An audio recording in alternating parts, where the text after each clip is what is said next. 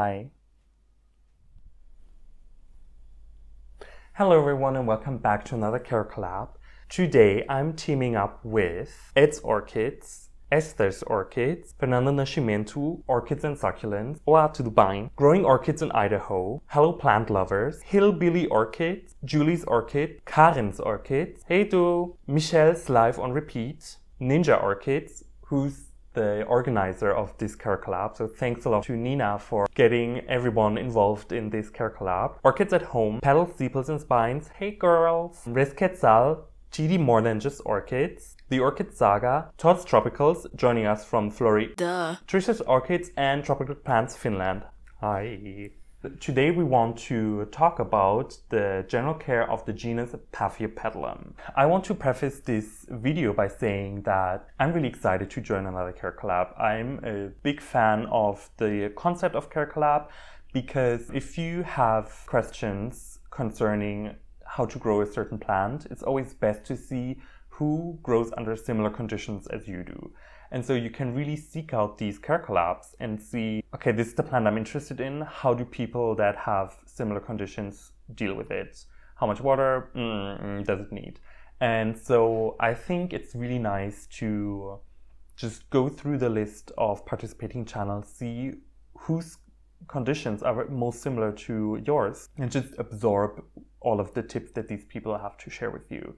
There are a lot of very experienced orchid growers on this list. They know much more about how to grow these plants than I do. But I'm joining now because I grow in Germany in a small apartment right underneath a roof. I don't have south-facing windows, so I supplement the light requirement for my plants with LED panels, artificial light. Humidity here is usually pretty low. I'm a big fan of growing in organic media, so I use bark and moss mostly for my setups. And so if this sounds like something you would be interested in, then just stick around. And yeah, so I got my Paphiopedilum Mordier Vinicolor, which is a primary hybrid of Callosum and Lawrenceanum in March 2020. It's been a year and a half-ish now. Initially, I've been struggling with it a lot. So I bought mine from Schwerter Orchideen, which is quite a big nursery in Germany. And they have a big selection of Paphiopedilums, including their own potting mix. So when I first got into more exciting orchids than what you find at the grocery store, really wanted to have a nice model leaf Paphiopedilum because many of the ones that I actually like have very exciting features of their, like not just the flowers, which are really snatched, like you have this really outwards and upwards movement of these blooms I really enjoy, but they also have mottled leaves. And realistically, growing orchids means most of the year you're growing a foliage plant. No matter how beautiful the flowers are, if I hate looking at the orchid the whole year, then what's the point, right? Because they'll be in bloom maybe once a year. So foliage has to be nice to look at. This is why I really like these mottled leaf Paphiopedilums, because they add a lot of texture and interest to the collection, because you can just put them, intersperse them into your collection, and it adds a lot of variation. And I really like having a diverse orchid collection. So while I do specialize on Cattleyas and Lalias in my collection, I figured out a way on how to manage a more diverse collection with plants that have different needs. And if this is something you're interested in, I can also make maybe a separate video on that because I feel like this would not really fit here. So just let me know if you're interested in how I kind of manage the orchid growth real estate under my conditions, how I manage growing under artificial lights, and how I make sure that every plant gets the light intensity that it needs. If you're speaking about light intensity, it's definitely the first thing that comes to mind with Paphiopedilums. These plants do not require a lot of light compared to my Cattleyas that I just fry under the grow lights. This one at least can thrive under high light conditions, but it does not need them. What I do is I kind of shade it by other plants because I don't want to waste space literally in the spotlight for plants that don't need it. So this one gets much less light and it's really happy with this. They're non-epiphytic plants, so unlike Cattleyas, Lalias, Chelumnias, and for example, they do not grow on other plants trees and so on, but instead they are semi-terrestrial, which means they grow on kind of this mulch layer on the floor of the forest, which is made up of leaves, twigs, bark, and so on. So it's still a very fluffy, airy medium, but it's much more well hydrated and more kind of constantly hydrated than what the epiphytic orchids would grow in, because they would be on a branch, there's like a little moss, maybe some lichen and whatever decaying matter is around, but they evolved to handle drying out on a regular basis, which Paphiopedilums really do not handle well. And this is the first problem I had with them, because when I purchased my plant, and they also offer their own specialized potting mix, so I figured, amazing, I'll just get that. It's just going to be so easy to grow this plant. But then I noticed a recline in this plant. Very quickly, it shriveled up, it seemed unhappy, and I was like, oh, maybe transplant shock, maybe it's just getting used to a new environment, but no, it was not.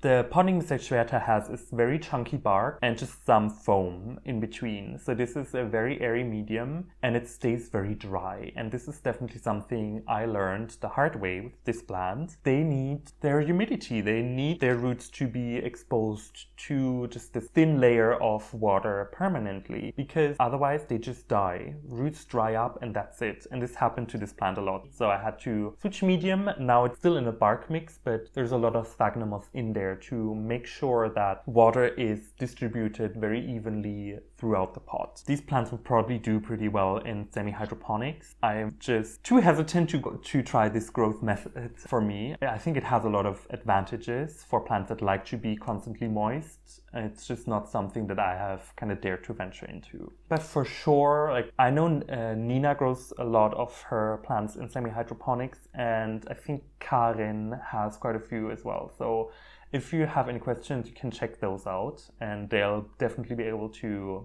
show you how they get it done.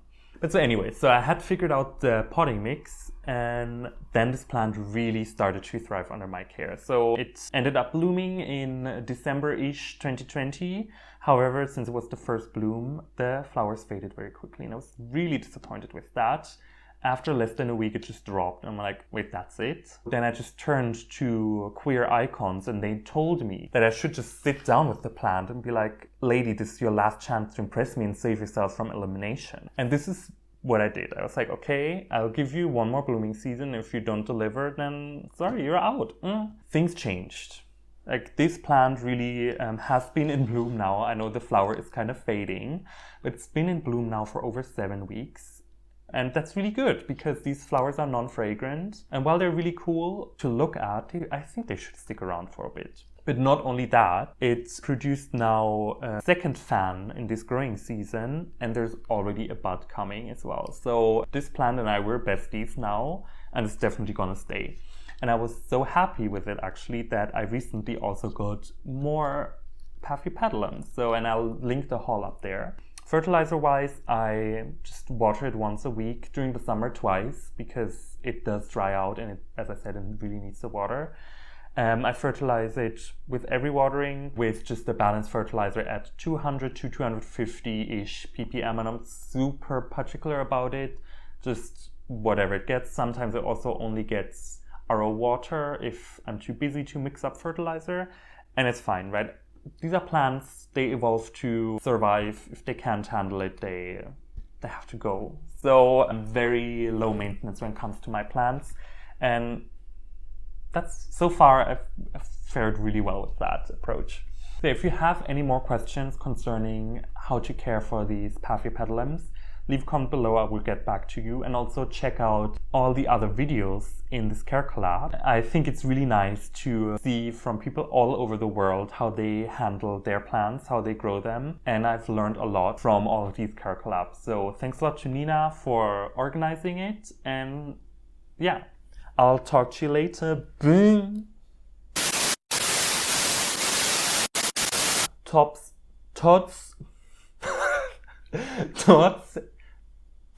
Tropicals.